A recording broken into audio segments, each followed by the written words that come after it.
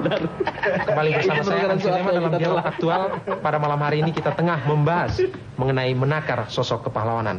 Oke, Pak Haryono, tadi sebelum jeda Anda ini supaya rada anu saja. Ya. Jadi kalau ini memang berguru, padahal program itu dihargai di seluruh dunia. Kita datang banyak kepala negara belajar ke sini, lalu sekarang ini tidak di support oleh PKS. Jadinya kan keliru berguru kayak begitu. Ya, jadi dugaan Pak Haryono ini dalam berguru beneran ataukah cuma sekedar menjelang kalau dalam hari itu aja ini pura-pura. Tentu kalau ini disadari lalu ya kalau begitu tentu harus dirubah. Itu bagus. Oke. Berarti itu suatu memang suatu rekonsiliasi yang menarik. Kesungguhan begitu ya. Kesungguhan. Oke, mungkin kita perlu menyimak juga pandangan dan opini masyarakat terkait dengan hal ini. Oke, pemirsa, berikut ini kami mengajak Anda untuk menyimak opini masyarakat terkait dengan tema yang tengah dibahas pada malam hari ini.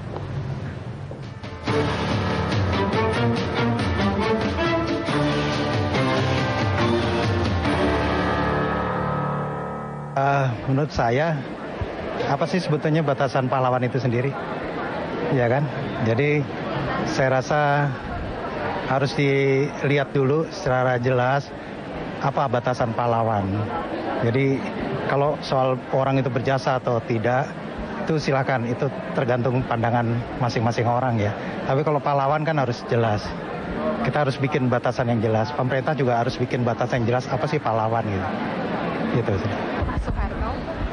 Ya, menurut saya karena kami melihat hanya sisi baiknya. Ya, sangat layak Pak Soeharto dikasih gelar pahlawan. Ya, alasan saya karena saya melihat sisi baiknya, walaupun toh sekarang ada satu sisi yang kurang menyenangkan, kontroversial, toh apa itu tinggal-tinggalan yang sifatnya monumental banyak sekarang dari Pak Soeharto. Menimbulkan kontroversi. Namun Bapak pantaskah Pak Harto diberi gelar pahlawan? Saya kira itu wajar aja. Dia adalah tokoh. Dia adalah sebagian idola dari masyarakat Indonesia. Dan jangan kita melihat ke belakang, tapi kita melihat ke depan bahwa perjalanan kehidupan bangsa ini, saya kira mungkin dalam ukuran manusia kita mungkin sudah cukup matang. Lalu kita melihat dia sebagai pahlawan wajar-wajar aja. Karena dia sudah memberikan yang terbaik untuk kita. Pantas-pantas aja kalau menurut saya. Karena kan bagaimanapun juga Pak Harto itu banyak jasanya buat kita. Saya rasa boleh lah. Saya sih setuju. Ya, jadi kita tidak melihat satu dari satu. Tidak. Karena jasanya begitu banyak ya buat Indonesia. Indonesia bisa menjadi negara maju, pertaniannya juga maju. Waktu zamannya Pak Harto ya, semua juga dolar juga rendah gitu. Saya rasa sih oke, pantas. Kalau menurut saya pribadi ya, Pak Harto ya sudah selama 32 tahun jadi presiden, ya pantas sekali dia jadi pahlawan. Karena dari dulu kan dia jadi presiden, perekonomian kita kan udah mulai maju. Negara Pak Soeharto.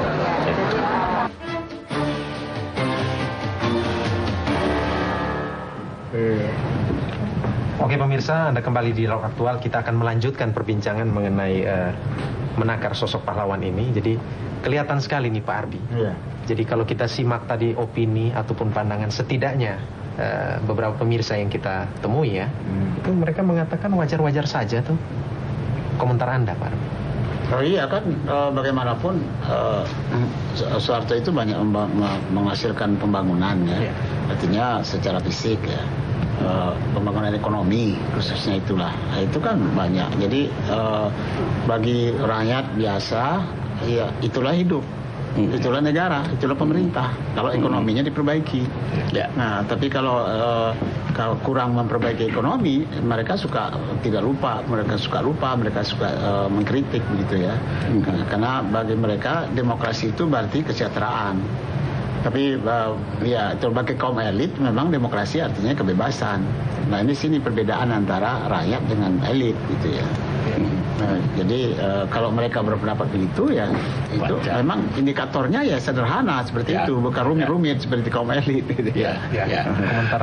Jadi betul Mas Anies ini dengan PKS-nya memakai timing yang sangat tepat.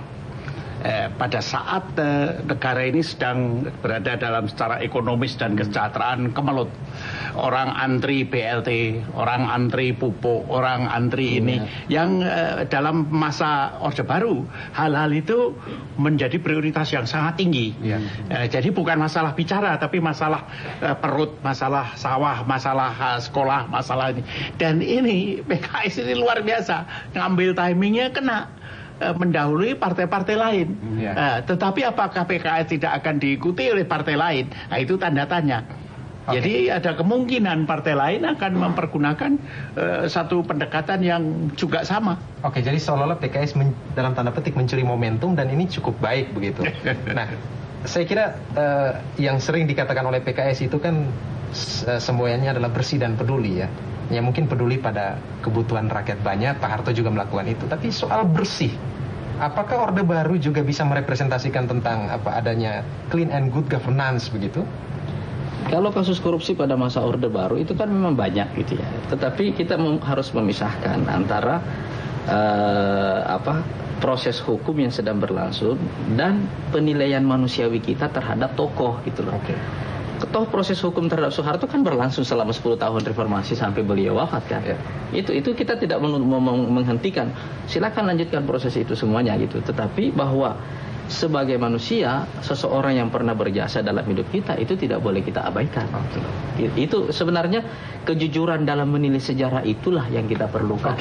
Pak Anies, ini obrolan kita hampir berakhir. Mungkin Anda bisa memberikan semacam catatan akhir. Apa sesungguhnya yang ingin dicapai oleh ataupun pembelajaran apa yang ingin ditawarkan oleh PKS kepada Republik ini melalui iklan tersebut? Kita ingin melalui masa lalu, kita ingin melampaui masa lalu kita ingin menutup luka masa lalu, kita ingin menatap masa depan, dan karena itu kita mesti berbenah bersama sebagai sebuah bangsa, bersatu dan melupakan pengkotak-kotakan ini. Jangan lagi ada perang antar dinasti, jangan lagi ada perang ideologi di antara kita. Kita gunakan semua energi positif kita semuanya sebagai sebuah bangsa untuk menatap masa depan kita gitu. Catatan akhir dari Anda, Pak? Saya ingin menggarisbawahi apa yang disampaikan tadi. Kita ingin bangsa ini bersatu. Kita ingin mempergunakan yang terbaik yang pernah kita pelajari di masa lalu, dan kita ingin memberi perhatian di mana masyarakat kita yang sebenarnya sangat kuat ini kita berdayakan sekuat-kuatnya. Baik. Closing statement dari Anda, Pak. Ya, penggunaan konsepsi pahlawan untuk melakukan rekonsiliasi itu adalah kontroversi. Artinya pahlawan itu dilihat orang sebagai murni, tidak ada cacat atau cacatnya begitu kecil. Tapi kalau rekonsiliasi itu kan mempertemukan di antara dua hal yang berbeda. Nah, di situ terjadi suatu penilaian yang rumit karena perbedaan itu membawa baik buruk, sedangkan pahlawan hanya baik. Nah, itu makanya di sini kontroversinya itu. Terima kasih Pak Arbi Sanit, Pak Haryono Siono, dan juga Pak Anies Mata yang sudah meluangkan waktu untuk berbagi pandangan di dialog aktual pada malam hari ini. Pemirsa, demikianlah akhir dari dialog kita pada malam hari ini yang membahas mengenai menakar sosok pahlawan. Atas nama seluruh kerabat kerja, saya Ansilema undur diri. Sampai jumpa dalam dialog aktual selanjutnya. Terima kasih Pak Anies.